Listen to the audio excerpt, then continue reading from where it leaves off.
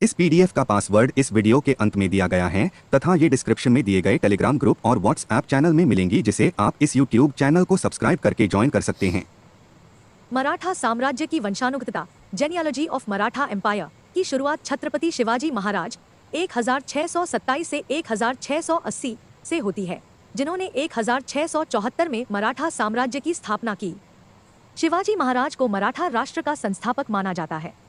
उन्होंने अपने साहस, सैन्य कुशलता और रणनीति से मुगलों और अन्य शत्रुओं के खिलाफ मराठाओं की एक सशक्त पहचान बनाई। उनके बाद उनके पुत्र संभाजी 1681 से 1689 ने गद्दी संभाली। संभाजी को मुगलों द्वारा बंदी बनाकर मारा गया, जिससे मराठा साम्राज्य को एक बड़ा झटका लगा। संभाजी की मृत्यु के बाद शिवाजी महाराज के दूसरे पुत्र राजाराम 1689 से 1700 ने सत्ता संभाली। राजाराम का शासनकाल युद्धों और संघर्षों से भरा था, जिसमें उन्हें मुगलों से लगातार जूझना पड़ा। राजाराम की मृत्यु के बाद उनकी पत्नी ताराबाई ने अपने पुत्र शिवाजी द्वितीय के नाम पर शासन किया और मुगलों के खिलाफ संघर्ष जारी रखा। अंततः 1707 में औरंगजेब की मृत्यु के बाद मराठा साम्राज्य ने फिर से अपनी शक्ति बढ़ाई।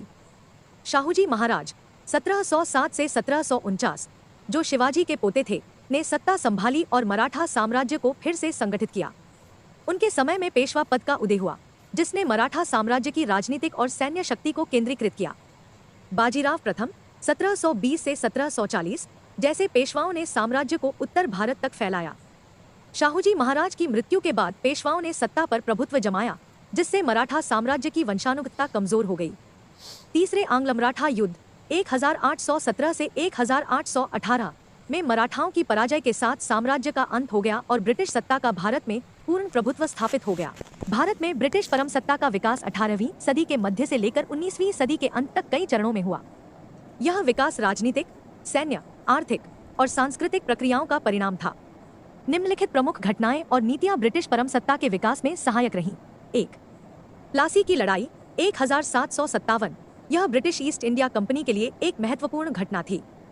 इस लड़ाई में ब्रिटिश जनरल रॉबर्ट क्लाइव ने बंगाल के नवाब सिराजुद्दौला को हराया। इसके बाद बंगाल पर ब्रिटिश नियंत्रण स्थापित हुआ और कंपनी ने वहां प्रशासनिक और वित्तीय अधिकार प्राप्त किए। 2.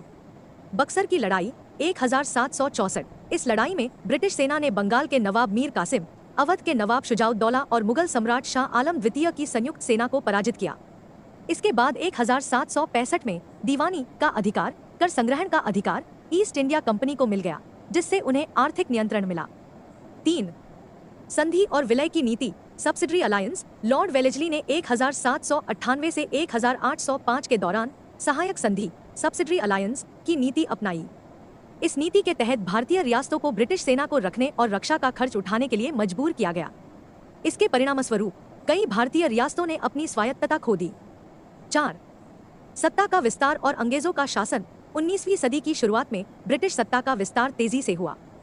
मैसूर, मराठा और सिख साम्राज्य को क्रमशः कई युद्धों के माध्यम से हराया गया, जिससे ब्रिटिशों का भारतीय उपमहाद्वीप पर लगभग पूर्ण नियंत्रण हो गया। 5. प्रशासनिक सुधार और सामाजिक हस्तक्षेप। ब्रिटिशों ने अपने शासन के दौरान कई प्रशासनिक सुधार किए, जैसे भूमि कर प्रणाली में सुधार, परमानेंट सेटलमेंट, रायतवाड़ी व्यवस्था, पुलिस, न्यायपालिका और सेना का पुनर्गठन। साथ ही अंग्रेजों ने भारतीय समाज में भी हस्तक्षेप किया, जैसे सती प्रथा का अंत, विधवा पुनर्विवाह की अनुमति और बाल विवाह विरोधी कानून। यह उनके सुधारवादी दृष्टिकोण का हिस्सा था, लेकिन इससे भारतीय जनता में असंतोष भी पैदा हुआ। 6. 1857 का विद्रोह, सिपाही विद्रोह। 1857 का विद्रोह ब्रिटिश सत्ता के खिलाफ सबसे बड़ा विरोध था, जिसे भारतीय स्वतंत्रता का पहला संग्राम भी कहा जाता है। हालांकि यह विद्रोह असफल रहा, लेकिन इसके बाद ब्रिटिश शासन की नीतियों में कई परिवर्तन हुए। इसके बाद 1858 में ब्रिटिश ईस्ट इंडिया कंपनी का शासन समाप्त हो गया और भारत सीधे ब्रिटिश क्राउन, ब्रिटिश सरकार के अधीन आ गया। इसे भारत सरकार अधिनियम 1858 के तहत लागू किया गया। 7. भारत में ब्रिटिश राज्य का औपचारिक आरंभ। 1858 के बाद भारत में ब्रिटिश राज का औपचारिक शासन स्थापित हुआ। 1876 में महारानी विक्टोरिया को भारत की महारानी घोषित किया गया। ब्रिटिश सरकार ने तब भारत पर प्रत्यक्ष नियंत्रण स्थापित किया और औपनिवेशिक शासन की नीतियों को लागू किया। 8. आर्थिक शोषण और वाणिज्यिक हित। ब्रिटिश शासन के दौरान भारत को एक उपनिवेशिक अर्थव्यवस्था के रूप में बदल दिया गया, जहां से कच्चे माल का निर्यात ब्रिटेन को होता था और तैयार माल का आयात किया जाता था। ब्रिटिशों ने भारतीय कृषि और उद्योग को अपने आर्थिक हितों के अनुसार पुनर्गठित किया, जिससे भारतीय किसानों और कारीगरों पर बुरा प्रभाव पड़ा। 9. भारतीय राष्ट्रीय आंदोलन का उदय। 19वीं सदी के अंत में अंग्रेजों के शोषण और उनके प्रति असंतोष के कारण भारतीय राष्ट्रीय आंदोलन की शुरुआत हुई। 1885 में भारतीय राष्ट्रीय कांग्रेस की स्थापना हुई, जिसने ब्रिटिश शासन के खिलाफ संघर्ष का नेतृत्व किया। निष्कर्ष, ब्रिटिश परमसत्ता का विकास भारत में 18वीं सदी के मध्य से 19वीं सदी के अंत तक कई चरणों में हुआ। यह विकास सैन्य, राजनीतिक, आर्थिक और प्रशासनिक प्रक्रियाओं का परिणाम था। 1857 के विद्रोह के बाद ब्रिटिश सरकार ने भारत पर प्रत्यक्ष शासन किया, जिसने भारतीय जनता के असंतोष को और बढ़ाया, जो अंततः 1947 में भारत की स्वतंत्रता का मार्ग प्रशस्त करने में सहायक हुआ। ईस्ट इंडिया कंपनी (EIC) बनाम बंगाल का संघर्ष भारत के औपनिवेशिक इतिहास में एक महत्वपूर्ण अध्याय है। यह संघर्ष मुख्यतः राजनीतिक, सैन्य और आर्थिक रूप से 18वीं सदी के मध्य में हुआ, जिसने ब्रिटिश ईस्ट इंडिया कंपनी को भारत में एक प्रमुख शक्ति के रूप में स्थापित किया। प्रमुख घटनाएं निम्नलिखित हैं। 1. बंगाल की समृद्धि। 18वीं सदी के प्रारंभ में बंगाल भारत का सबसे समृद्ध और शक्तिशाली क्षेत्र था। बंगाल के नवाब मुर्शिद कुली खान के अधीन इस क्षेत्र की आर्थिक स्थिति मजबूत थी और यूरोपीय व्यापारी, विशेषकर ब्रिटिश, फ्रांसीसी और डच, इसके व्यापारिक अवसरों का लाभ उठा रहे थे। बंगाल का व्यापारिक बंदरगाहों, विशेषकर हुगली नदी के किनारे बसे शहरों के माध्यम से पूरे एशिया और यूरोप से जुड़ा था। इसने ब्रिटिश ईस्ट इंडिया कंपनी का ध्यान आकर्षित किया, क्योंकि उन्हें बंगाल के कच्चे माल और बाजार की अपार संभावनाएं दिख रही थी। 2.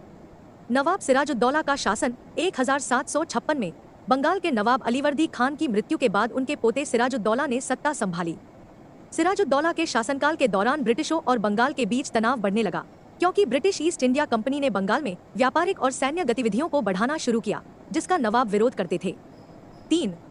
काले कोठरी की घटना, ब्लैक होल ऑफ कैलकाटा। 1756 में सिराजुद्दौला ने अंग्रेजों पर अपनी संप्रभुता स्थापित करने के लिए कलकत्ता पर हमला किया और उसे जीत लिया। इस संघर्ष के बाद अंग्रेजों ने दावा किया कि सिराजुद्दौला ने 146 अंग्रेजों को एक छोटी कोठरी में बंद कर दिया, जिसमें से केवल 23 ही जीवित बच सके। इस घटना को काले कोठरी की घटना कहा गया, जो अंग्रेजों के लिए एक प्रमुख प्रचार का कारण बनी और अंग्रेजों ने इसके बहाने सिराजुद्दौला के खिलाफ प्रतिशोध की तैयारी की। 4. प्लासी की लड़ाई। 1757। प्लासी की लड़ाई बंगाल और ब्रिटिश ईस्ट इंडिया कंपनी के बीच सबसे महत्वपूर्ण संघर्ष था। यह लड़ाई 23 जून 1757 को रॉबर्ट क्लाइव के नेतृत्व में अंग्रेजों और नवाब सिराजुद्दौला के बीच हुई। इस लड़ाई में सिराजुद्दौला के सेनापति मीर जाफर ने अंग्रेजों के साथ गुप्त संधि कर ली और नवाब की सेना का साथ नहीं दिया। मीर जाफर की इस गद्दारी के कारण सिराजुद्दौला की हार हुई और अंग्रेजों को बंगाल में सत्ता स्थापित करने का मौका मिला। 5. बक्सर की लड़ाई। 1764। प्लासी के बाद ब्रिटिशों ने बंगाल पर अपना प्रभाव बढ़ा लिया, लेकिन उन्हें पूर्ण नियंत्रण प्राप्त नहीं हुआ। इस स्थिति को सुधारने के लिए अंग्रेजों ने और आक्रमण किए। 1764 में बक्सर की लड़ाई हुई, जिसमें ब्रिटिश सेना ने बंगाल के नवाब मीर कासिम, अवध के नवाब शुजाउद्दौला और मुगल सम्राट शाह आलम द्वितीय की संयुक्त सेना को पराजित किया। इस लड़ाई के बाद 1765 में अंग्रेजों ने बंगाल, बिहार और उड़ीसा की दीवानी कर संग्रहण का अधिकार प्राप्त कर लिया, जिससे उन्हें इन क्षेत्रों का आर्थिक नियंत्रण मिल गया। 6. बंगाल में ब्रिटिश शासन का आरंभ। प्लासी और बक्सर की लड़ाइयों के बाद बंगाल ब्रिटिशों के अधीन आ गया। मीर जाफर और मीर कासिम जैसे नवाब अंग्रेजों की कठपुतली बन गए। 1773 में रेगुलेटिंग एक्ट के तहत ब्रिटिश सरकार ने बंगाल के प्रशासन को नियंत्रित करने के लिए गवर्नर जनरल का पद स्थापित किया और वॉरेन हेस्टिंग्स को पहला गवर्नर जनरल नियुक्त किया गया। इसके बाद बंगाल का उपयोग ब्रिटिशों ने पूरे भारत में अपने विस्तार के लिए एक आधार के रूप में किया। बंगाल की आर्थिक समृद्धि ने अंग्रेजों को अपने व्यापार और शासन को मजबूत करने में मदद की। 7. बंगाल की अर्थव्यवस्था और ब्रिटिश शोषण। ब्रिटिश शासन के तहत बंगाल की अर्थव्यवस्था को व्यापक रूप से बदला गया। ब्रिटिशों ने कर प्रणाली में बदलाव किए और किसानों पर भारी कर लगाया। इससे बंगाल की जनता पर आर्थिक बोझ बढ़ गया और परिणामस्वरूप 1770 में एक भीषण अकाल पड़ा, जिसमें लाखों लोग मारे गए।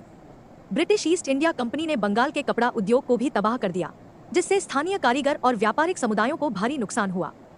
निष्कर्ष, ब्रिटिश ईस्ट इंडिया कंपनी और बंगाल के बीच संघर्ष ने भारत में ब्रिटिश सत्ता की स्थापना का मार्ग प्रशस्त किया। प्लासी और बक्सर की लड़ाइयों ने कंपनी को न केवल राजनीतिक बल्कि आर्थिक नियंत्रण भी प्रदान किया। बंगाल ब्रिटिश शासन का केंद्र बन गया और इसके माध्यम से अंग्रेजों ने पूरे भारत में अपने उपनिवेशिक शासन का विस्तार किया। मराठा साम्राज्य की वंशानुगतता, जेनियोलॉजी ऑफ मराठा एम्पायर की शुरुआत छत्रपति शिवाजी महाराज 1627 से 1680 से होती है, जिन्होंने 1674 में मराठा साम्राज्य की स्थापना की। शिवाजी महाराज को मराठा राष्ट्र का संस्थापक माना जाता है। उन्होंने अपने साहस, सैन्य कुशलता और रणनीति से मुगलों और अन्य शत्रुओं के खिलाफ मराठाओं की एक सशक्त पहचान बनाई। उनके बाद उनके पुत्र संभाजी 1681 से 1689 ने गद्दी संभाली। संभाजी को